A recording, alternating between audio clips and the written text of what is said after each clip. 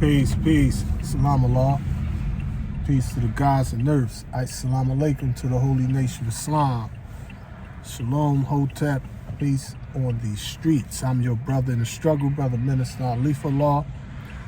In the day, I'd like to raise a question for you to answer within yourself. Do you need a leader, or do you need a lead-in? Think about that. Do you need a leader or a lead-in? How people, depressed people in particular around the world, we often look for a Messiah. We look for our salvation to come outside of ourselves. And at different stages of our spiritual growth and development, you're going to need a leader. I had countless leaders in my life I loved and appreciated. And I had leaders that led me wrong. But one thing I always had, and you always had, knowingly or unknowingly, is a lead-in. You cannot follow a leader until the lead-in within yourself. That leader within yourself guides you to that particular person. Now, when you have a leader, you may superimpose your superstitions, your biases, your imagination onto that leader.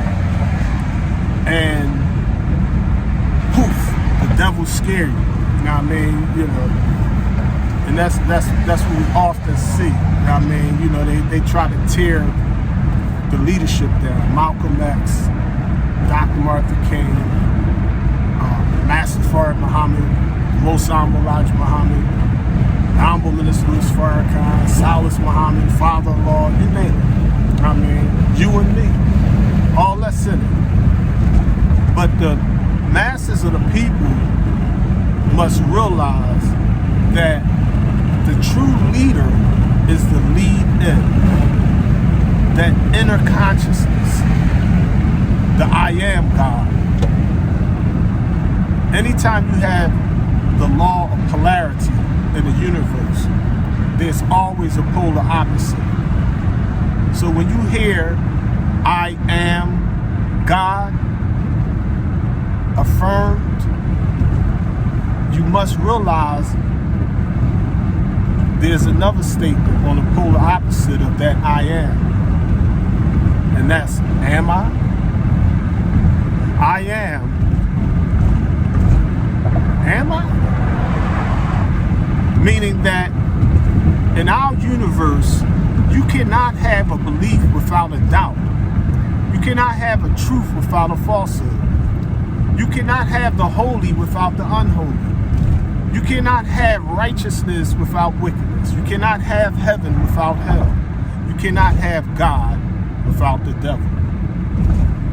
So when we look at the microcosm and the macrocosm, you look at the worlds, the stars, even the smallest atoms that comprise our universe, you see that there's this positive and negative, fact and fantasy, righteousness and wickedness.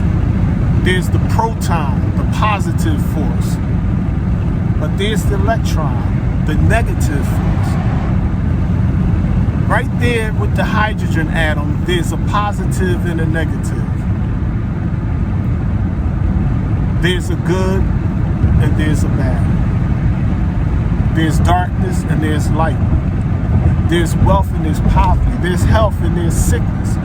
You cannot escape the universal law of polarity.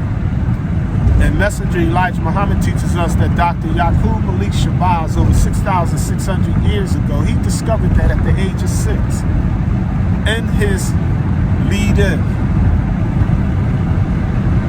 he knew within himself that he was born to do a particular work. He didn't understand it. because the scientists wrote about his history before he was born. And the Bible teaches us that God knew you when you was in your mother's womb and before then. And the Holy Quran teaches us the same thing, just in a different way. It teaches us that Allah subhanahu wa ta'ala is the best knower. So there's nothing superstitious or spooky about any of this. But in order for you to be successful in this day and time, you must realize that that Messiah complex, the time of external leaders, is fading and waning. It's becoming obsolete.